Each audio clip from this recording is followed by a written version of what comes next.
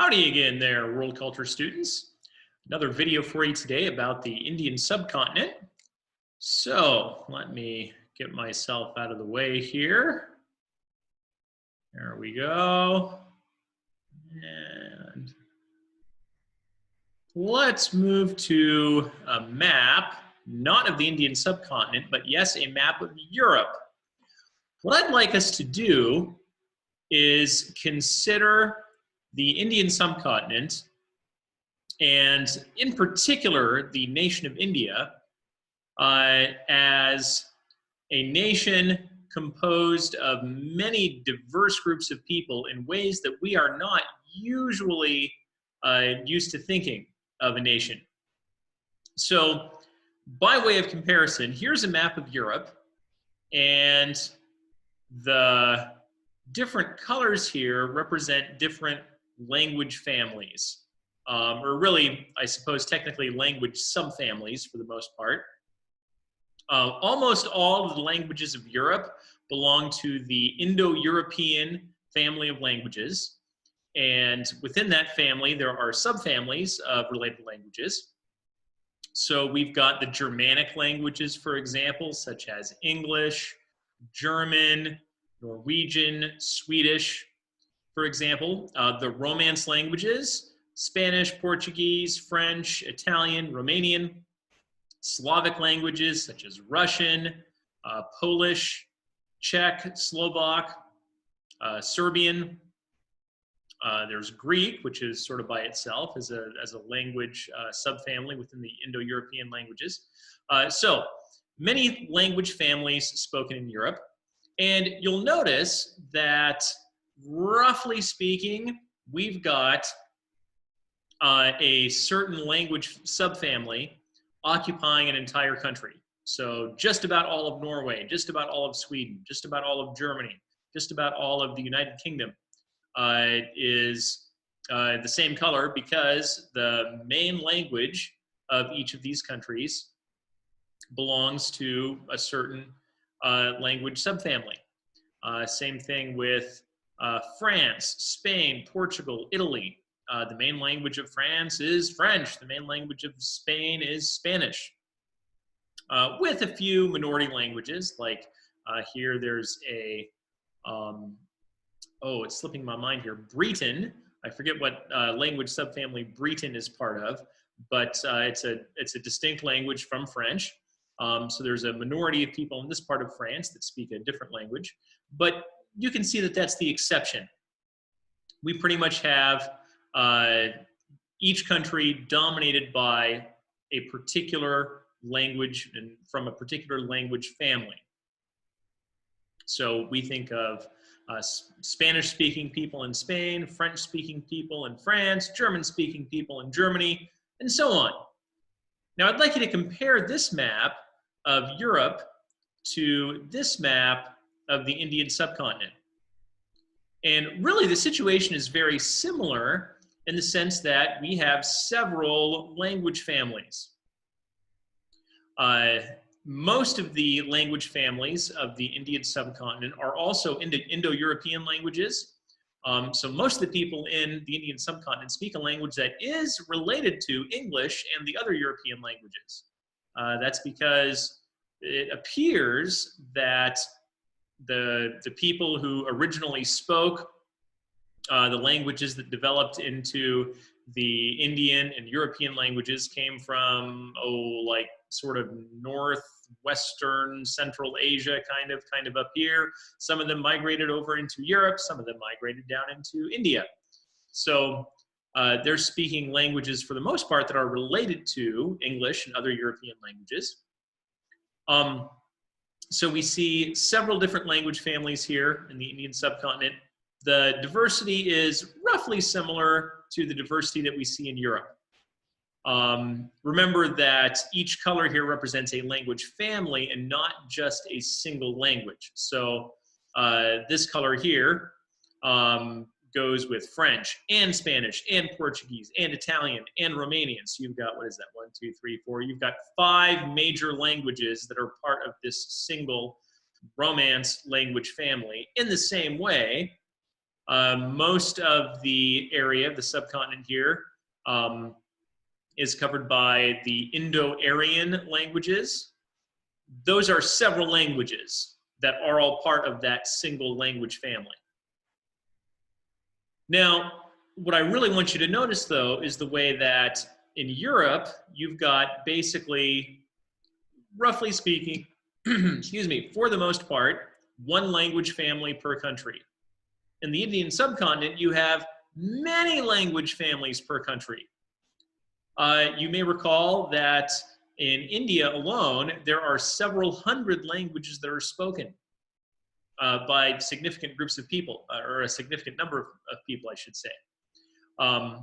And throughout the Indian subcontinent, in each of these countries, Pakistan, India, Bangladesh, you're going to have many diverse groups of people speaking different languages, having different cultures. So we're used to thinking of German people, people in Germany, they're German, they speak the German language, they have a German culture. People in Spain speak Spanish, they have a Spanish culture, they're Spanish people. There's no such thing, though, as an Indian language, or I should say the Indian language, or the Pakistani language, for example. There are many languages and a great deal of cultural diversity within these countries. So it can be difficult to generalize and say something that applies to all Indian people in terms of language or culture or anything like that. And we even see that simply in terms of population. So Europe has a population of roughly 750 million people. India alone has roughly twice as many people as the entire continent of Europe, something like 1.3 billion people. And there's another 200 some odd million people in Pakistan, and I think it's 100 some odd million people in Bangladesh. In the subcontinent as a whole, there's something in the neighborhood of 1.7 billion people, a billion people more than live in all of Europe.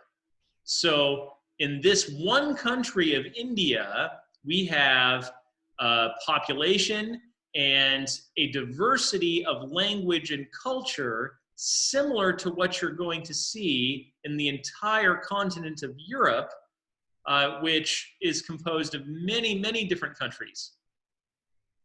So you can think of India, culturally speaking, as having the same kind of diversity of language and culture as what you're going to find in the entire continent of Europe. It's something that we're not so accustomed to thinking about, but it's an important reality to understand. Here's another map showing the languages that are spoken by more than 10,000 people. Well, actually, this isn't even all of them. As it says here, there are more than 150 languages in India alone. This isn't even counting Pakistan or Bangladesh or Sri Lanka, other countries. More than 150 languages spoken by at least 10,000 people. And these are just some of the most significant. The number one language of the Indian subcontinent is Hindi. And then you've got a number of other important ones, Bengali. I should say you're going to find a little bit less diversity in language and culture in Bangladesh. Bengali is by far the major language of Bangladesh. So in that sense, Bangladesh is a little bit more like Germany or France in terms of cultural and linguistic diversity.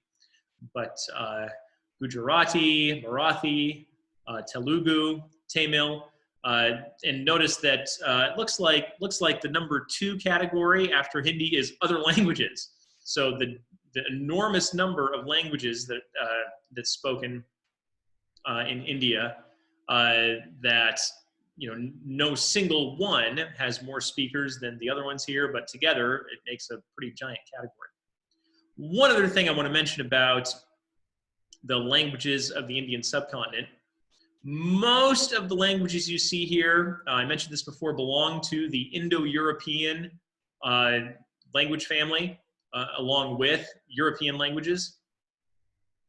There are a few exceptions. The Tibeto-Burman languages, that's a separate language family. Most significantly, the Dravidian languages of southern India. That's a completely different language family, not related at all to the other languages here. So most of you have taken Spanish. You've noticed similarities between a lot of English words, a lot of Spanish words. Clearly, English and Spanish are related languages.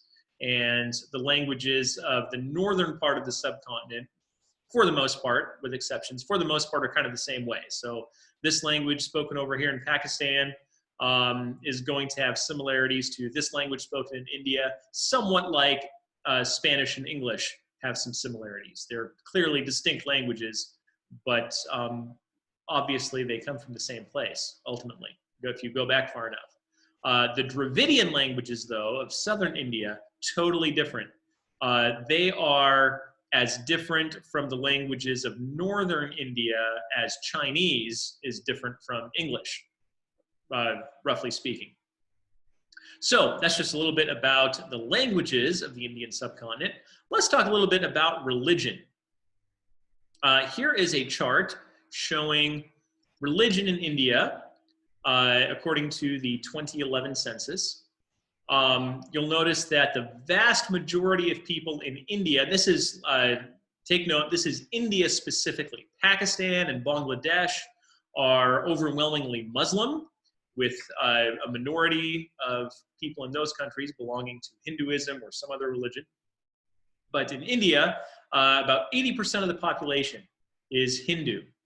Islam is the second largest religion in India, with about 14%. And then Christianity is the third largest religion in India.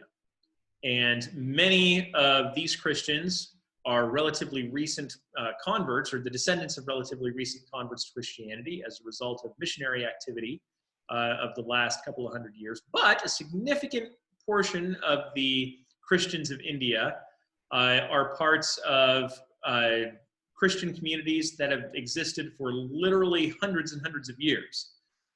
There have been Christian churches in India going all the way back to the very, very beginnings of Christianity. So there have always been Christians in India. I say always, for several hundred years. It's not just a recent thing. The number 4 religion in India is Sikhism. I've also heard it pronounced Sikhism. Yeah, so I'm not 100% sure how to pronounce that. But anyhow, Sikhism is a religion that was started in the Middle Ages as kind of a combination of teachings from Hinduism and Islam. A religious teacher kind of combined elements of those two religions to create the new religion of Sikhism.